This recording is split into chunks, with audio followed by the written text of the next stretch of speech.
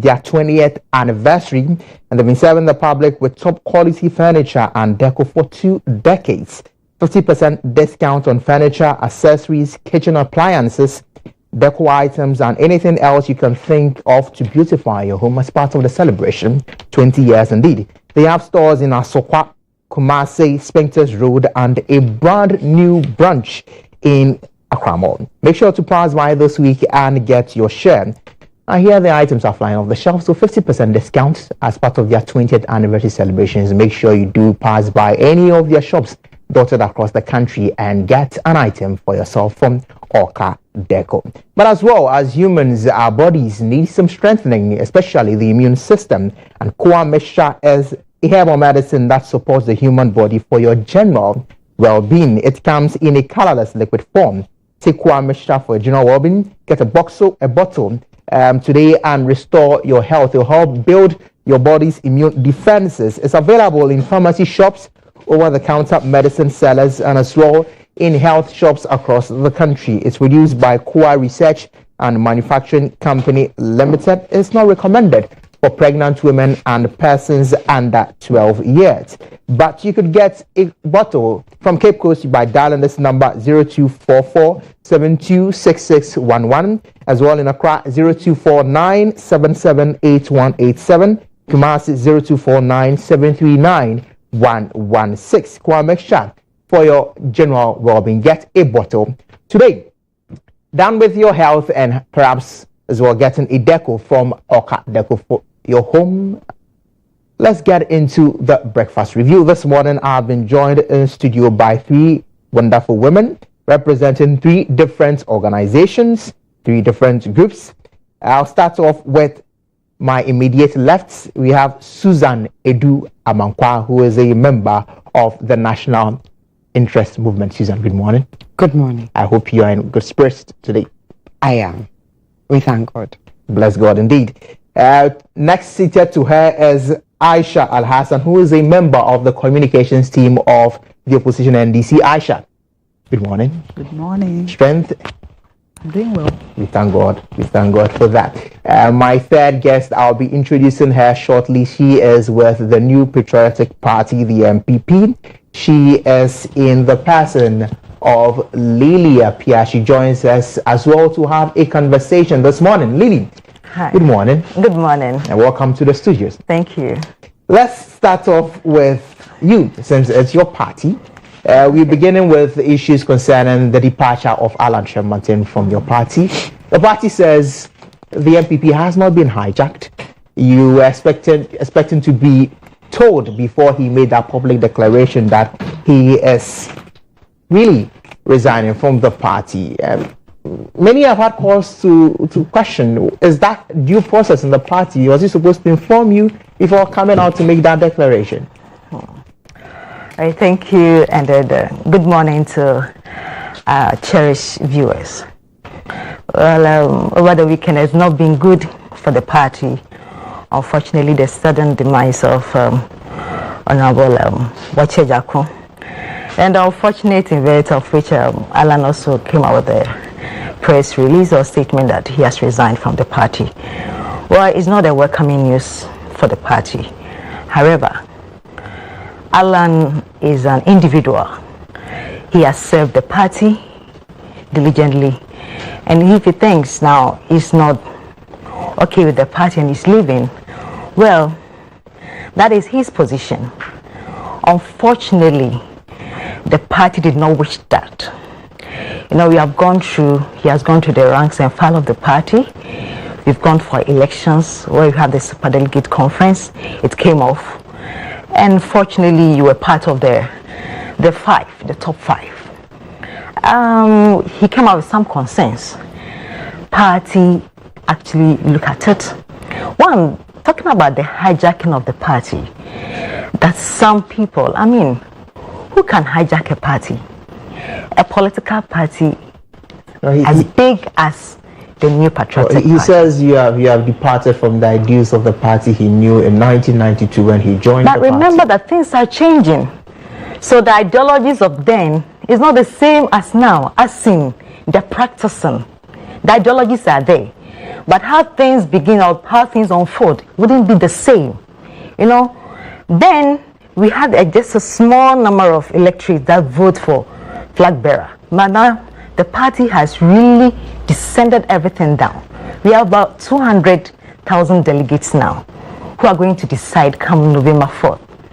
So are you saying that this huge number of people can be hijacked, or some group of people hijack the party to intimidate the rest? It can never be. That can't be. And fortunately, he has gotten the opportunity to serve. Over the time, people have worked for the party, wish to serve, they don't get the opportunity. So it's not a good news. And I will stand with the party's position. I must commend party leadership, with our General Secretary Justin Kodia being the CEO of the party, and then with our chairman in team. Thank them for the quick response, because what they did is just to clear the misconception around. If you look at the issues that Alan raised, if we don't come out to let all of us, Ghanaians and beyond, to understand the issues, a lot of people will have their own misconception about the party, of which is not true. So the party has to come and also clear itself. We wish Alan well, but some cases of talking about violence in the party, this incident just happened in one of the regions, Northeast, and it's just an agent, your agent, with the other agents that were there. You make a case to the committee. The committee is looking at it. Fortunately, those that were able to climb up to the top five, you sat down with the party leadership, the constitutional committee. They sat down, looking at the elections committee, look at the issues, try to come up with solutions, and you all agree to it. And there is now a new guidelines for November 4th elections. So what at all is the issue that at that meeting you couldn't explain? You couldn't explain yourself so that the committee members will understand your position, then suddenly come out with this as a big shot for the party. So for me, I think it is his position, because this is a political party. Sometimes we put our self-centered issues somewhere. We look at the collective interest of the party, and that is why the party still stands united. These are some of the wake-up calls, and gradually the party is building up the base, because we have an agenda ahead of us to continue with our leadership.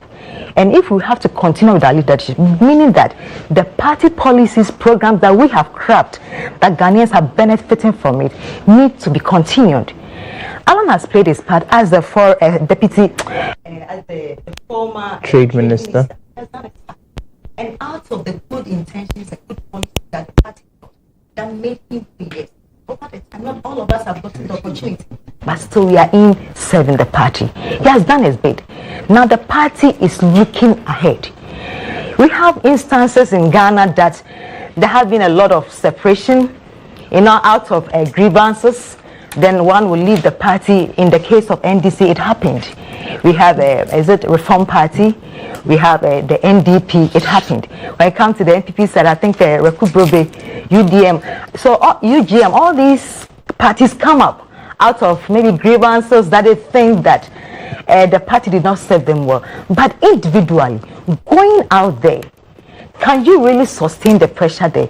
Because both NPP and NDC have the political structures. They are well established. So out of the party, coming out with new concept, new movement for what? Movement for what? As we speak, and if you look at the Electoral Commission's data, as at 2020, we have about NPP, NDC, and 27 political parties.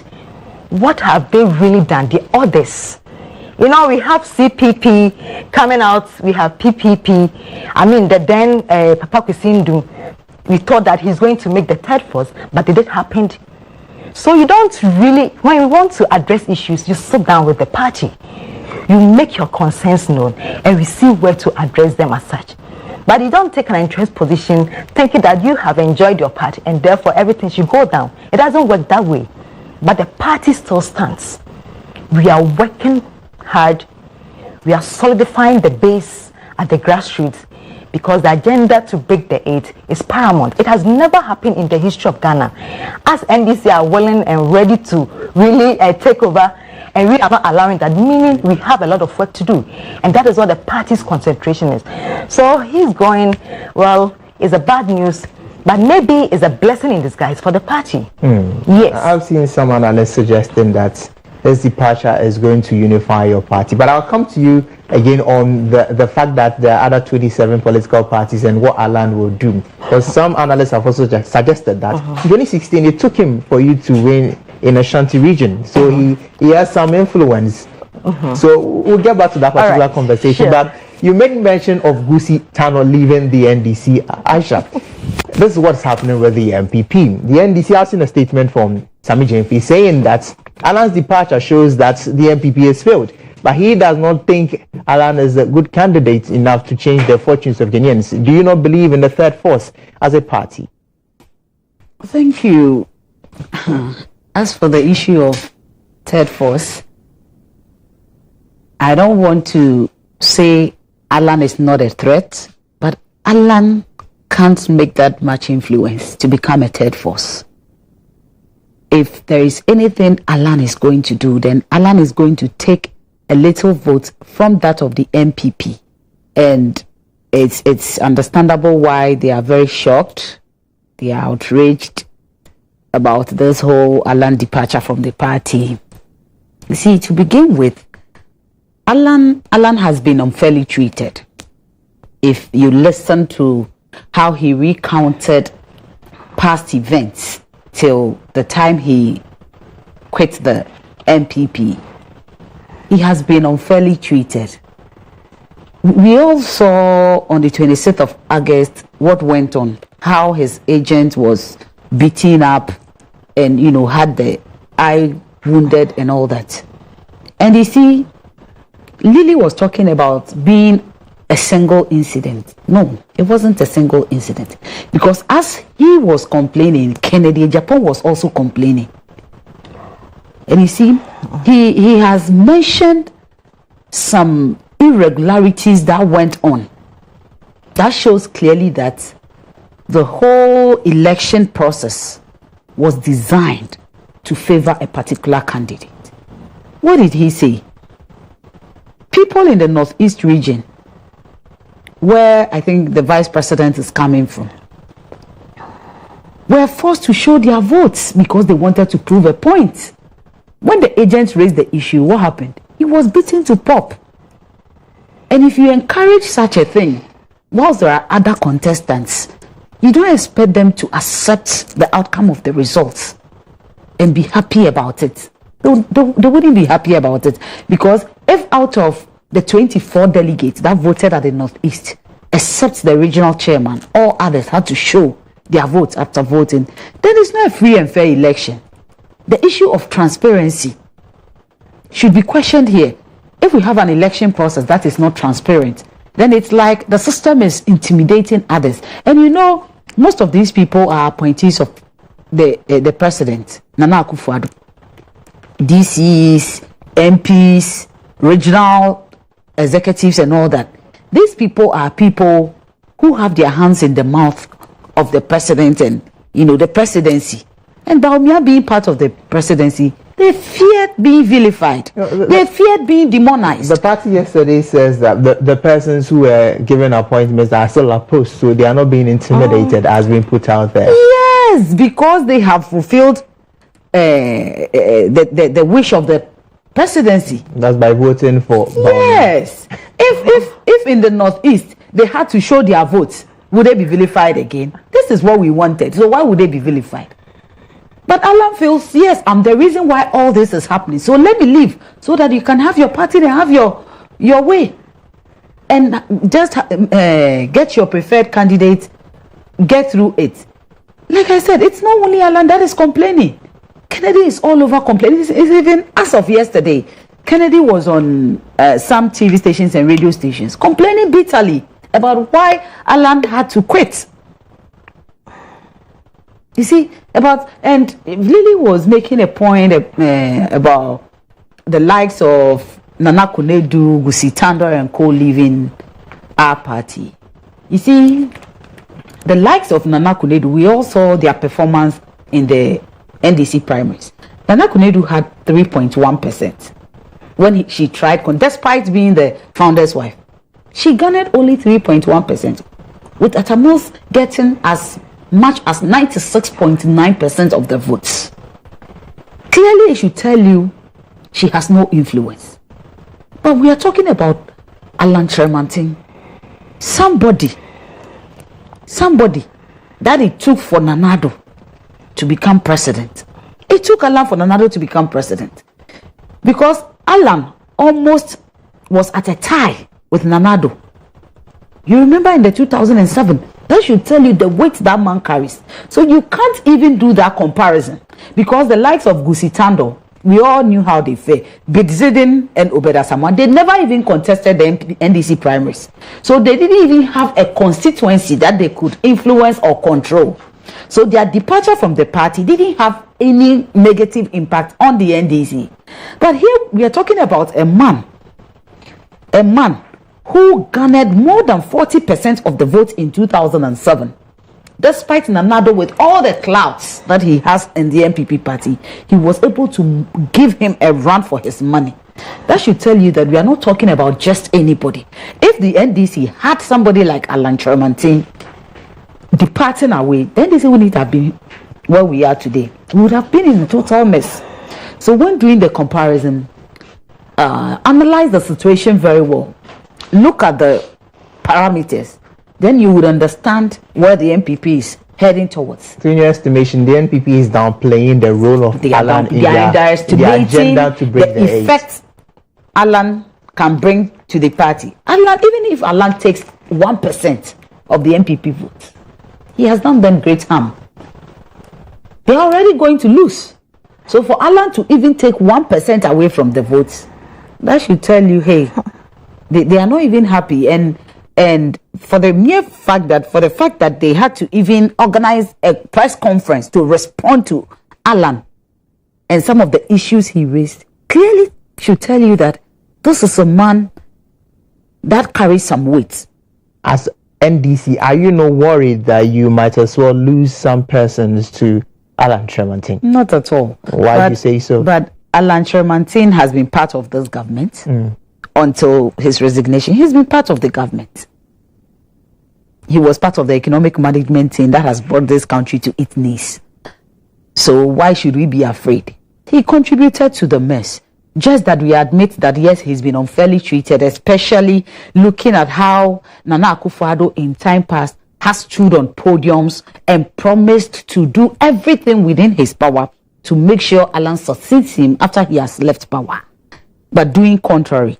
But well, are we surprised? We are not surprised. The president, we know, Nana Akufo-Addo, is not a man of his words. He promised one thing and deliver the other. He will promise you heaven and give you hell. That is exactly how he has run this country. Promised us all the juicy things, all the sweet things we would want to hear, and delivered just the opposite of everything he promised. So Alan should not even be surprised at what he's being met with. Because if you've been promised a support from Nana Akufo-Addo and today he is acting contrary, it is very characteristic of him. That's what he does. He will say one thing and do the other. Today they want to push Bawumia, and the system is virtually working to support Bawumia's bid. Probably because they know the kind of rot they have caused. They know the only person that would come and salvage them from this mess, exposing this mess, is Bawumia. So they would rather push Bawumia to the forefront to cover up their mess than to push Alan, because probably Nana Akufo-Addo feels Alan won't do much of his bidding like Bawumia will. So that Alan being a third force, I'm telling you, Alan can only take away some votes from the NPP, but cannot make a significant impact generally to become a third force. We don't see it. And I've listened to political analysts, renowned researchers, and they are saying that to become a third force in 2024, it's a no, because it will take a very long time to have that kind of third force. Currently, yes, people know the NPP has failed as a party. Yes, they would rather sit home and not vote for the MPP. Even staunch MPP members who are disappointed, they would rather sit home and not vote for the MPP than to vote for somebody to become a third force, because they believe he's been part of the system. They believe all this orchestration that have gone on in the past, he didn't raise those issues. He's only raising them today because he's hurt. But yes, of course, we all saw what he went through. Indeed, he's hurt. And yes, raising them now is what is going to affect him. Because if he had raised them earlier, probably people would have known that, okay, this is a man of principle. He doesn't want to be part of the mess. He has come out earlier to condemn some of the things. But we didn't see that until now. So, like I've said, it will be very difficult for him to be the third force. To be the third force. Susan, the NDC and the MPP have spoken. Ghanaians, you see Alan as a third force. Is he capable? Is he that man to break the 8 and the comeback agenda of these parties? Well, I think both parties underestimate the dissatisfaction Ghanaians have for both of them. And they want to live in their bubble. Ghanaians may just surprise them. And if Ghanaians do not surprise them, then we deserve the kind of rubbish they throw at us. These people think we are garbage. They treat us like dismissively. They underestimate our intelligence. And if we go out and we vote for them, then more fool us. Look, we are totally dissatisfied with the pair of them. They have not been good for this country. They have done what they can. It's about time Ghanaians had the audacity to take their destiny to their own hands and take a leap of faith with whoever comes. You know, when she said that the party cannot be hijacked, you've heard of the Pareto principle, have you? Yeah. The 80-20 rule. You know, and so it's, in real life, we know that 20% of the people can rule and 80% of the people will be there. Nothing happening. Do you know that a country a size of Ghana was an empire ruling this world? Do you know how big India is compared to Great Britain? And yet, India was a colony of Great Britain. So was Ghana. So was half of the world, if we want to talk about it. And yet, it was not because of their size. It was because of the duplicity that they could maneuver people well. It was the subterfuge they could do, the divide and rule. And so a country that size was an empire ruling half the world. So don't tell me about you cannot have a big party like MPP, you know, if you compare that to the history where, do you know that the Japanese, China was a colony of the Japanese? Do you know the size of Japan compared to that of China? I mean, so when Alan says that it's been hijacked and people want to come and resource our intelligence that is such a big party and nobody can hijack it, you look at it and say, maybe, you know, they are continuing to take us for fools. So they think that we don't know a little bit of history. But you see, the third force that we talk about, it doesn't necessarily have to be because we believe in Alan as a person, but we could also look at it in terms of, in a war against evil, there is no perfect situation. And so for somebody maybe at a certain point in his life drew a line and says, enough of the impunity or the wanton impunity, and that I would come to the side of good. Maybe better late than never. You get it. And so he may have been part of the rot. We talk about, when we talk, we say Paul Awan Bantem, Ozinesikafo. Do you know how zealous Paul was against the at that time they were not really Christians, but against the followers of Christ? He was so zealous. When they were killing Stephen, they put their clothes at his feet so that he could watch over and they could watch that. But this was somebody, when he had the encounter, you understand, decided that no, I'm going all out. Maybe that we should watch out. Maybe Alan has seen something that he's drawn a line, and we may just go and vote for him just for Shege because we're tired of them. And I think maybe Ghanaians should just go out and campaign that we are tired of the two of them. And if Alan were to come, maybe stand in that gap for the 4 years, we will sort ourselves out for that third force we want so badly. I mean, we don't have to. The fact of the matter, we can ditch the two of them, take Alan, and let Alan stand in that gap while we sort ourselves out for a new and somebody to pull us up out of the doldrums the pair of them have put us. They should not underestimate the dissatisfaction we have for them. That will be their downfall, and we really hope it will be their downfall. Look, when you see those young people who are out there to go and occupy Julobi house, and the depths of the despair and anger that you had a police force that instead of recognizing that these people, it is better to allow them to vent out than to hold in. That may lead to an even bigger implosion of this country. Look, on my way here, I hear that Kolebu had increased their dialysis from 300. Why? To because the taxes that are supposed to exempt them have not been given. But we will go ahead and give tax exemption to our friends to have hotels and to have etc.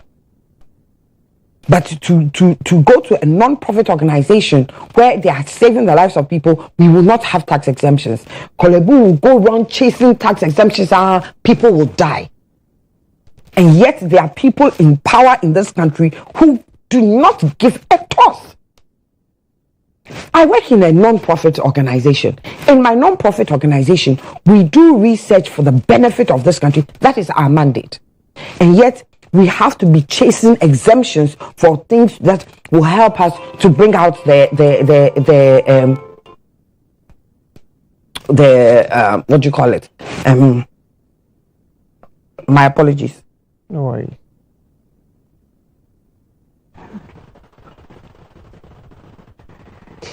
Yeah, so so the issue is these people. A butterfly has come. We want to call it an early fly or a butterfant or whatever it is. But we are looking for something different. We are looking for a glimmer of hope that takes us from these two parties. Either way, history will be made in this country. If these people, unfortunately, are able to break the 8, that will be history. If Mahama comes back, former president coming back, that will be history. If Alan were to win as an independent, that will be history. Ghanaians must choose the kind of history they want. We must take our destiny into our hands. We have seen what the MPP can offer us. We know that they'll offer us more of the same kind of duplicity, the same kind of incompetence, the same kind of insensitivity to the people that they have promised that they will take care of. More of the same in the NDC. We must make that leap of faith. Even though maybe Alan may have come out of there, out of hurt or whatever. We should take that advantage. And now we should tell Alan what we want. And if he comes and we are able to give it to him, and he comes and he doesn't give us what we want, we should kick him out. It's as simple as that. I mean, we should know that the power is in our hands. And we have been given an opportunity to kick the two of them out, to go and sit and think carefully. And give Alan that we are watching him. From now, we will want to hear certain things. We will want to see the kind of reformed person he is and that he has left them. And then maybe we will mobilize just for Shaggy and give it to them. Give it to him. Nobody should underestimate our desperation. Nobody. You see, when you live in satisfaction and in a lack of want and everything, sometimes you forget that people out there cannot put 2 meals together. You know, you begin to believe that everybody is okay, and you know you cannot empathize in the kind of need that people have. And when people get up and you have to go for dialysis, and you know that your life is it becomes a vicious circle. You can't work hard enough to pay for those bills, and those bills are piling, and you get sicker and you can't work. You are in a desperate solution, and you have a government that does not care. I think that we should really, you know, I speak to people and like they are like, I won't go to vote, but I think this is the time to go and vote, even if it's just a protest vote. A protest vote, and say we don't like you, and we don't like you, and we will not give you our power, and we will make a leap of faith with somebody. There is no perfect person, none. No perfect person is coming. No perfect person. So we should not expect a perfect person. At least we know where he's coming from, and we can tell him that wherever you came from, we don't like what they did there or what they do there. So you must do different. I mean, premeditated. You know, the party says it was premeditated. I would have been sad if it was not premeditated, because then it will show that he's acting on impulse and things like that. I think that it's a good thing that he probably sat down and had a plan B and decided that if my people show me the same character that they've been showing all over, there's a plan B, and he has moved on. We thank him. Lily, Susan has raised a lot of issues for several reasons. There's one thing that is ubiquitous. No one can deny that. There's fatigue in the system. People are worried, and people have raised over time concerns about the dominance of the NDC and the MPP. And perhaps, as she says, people could just step out and go and vote for several reasons. As a party, is this not time to perhaps put your things in order as a house? Yeah, thank you. The party is still on course. You know, we are not in normal times, just as the president said. It's everywhere. The MPP has its own side of it. The NDC has its own side of it. Likewise, other political parties. Just that we don't hear them. So the 2 major political parties, that's the MPP, NDC, is what you do hear often because of the base that we have. Yes. So, one, I just want to clarify some issues that Aisha raised. Yes. One, talking about hijacking and supporting Alan. Believe you, and we all have party structures. If you think you are aggrieved, you know where to go and make your concerns made, so that they can be redressed. I don't think if you're an NDC, you just rise up. If you are not agree with this, if you are agree with an issue, you just come out and then say it without following due process. The structures are there. Nobody can hijack the party, and I can say that. No one, because we believe in free, fair elections. Assuming, my sister said, Aisha said that Alan was promised or assured of being the next leader. Let's assume that admitted. If it is so, and if you be promised about something, what do you have to do? You have to work towards it. But has he not worked enough? He served in both governments. If you hear a prophet say God will bless you, and you don't work towards your blessings, how then do you become rich? Or how then do you impact or get the blessings that God is giving you? The one Diwana, if you speak largely about as a party, is under his ministry. So it's a party's ideology, policies that we brought up. And fortunately, with the in-depth knowledge that you have, you are there to manage the policies. And you must commend him for that. The party promise to him. Because when that declaration by President Akufo-Addo, then candidate, was made that if you the party did not say anything against it. No. If the president says that, as you are saying, you have to work you are the individual next to lead, quote unquote. Did you work towards it? That's what I'm saying. In 2016. Things change over time, please. Things change over time. So Alan day in and day out, new people are coming in with different ideologies, different mindsets coming into play. So it is best for you to touch the base. You work as people go along. You see, I can't really talk or, put Alan in quotes in question and then describing Alan.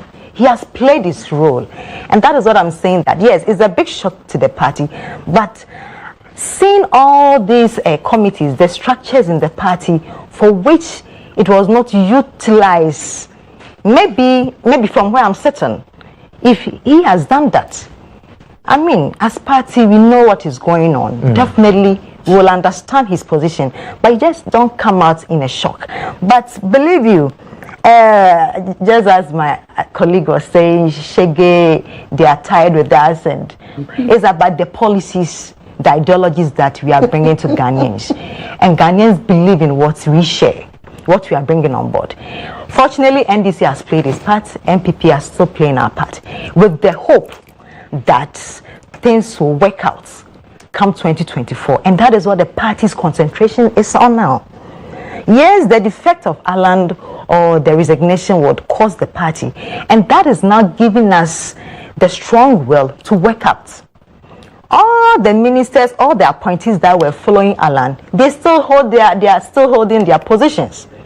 And now they are looking at the bigger picture, that is the party, the elephant. So now you could see some of the ministers have started, de-associating themselves from Alan's position that he has resigned from the party. So that is his personal opinion.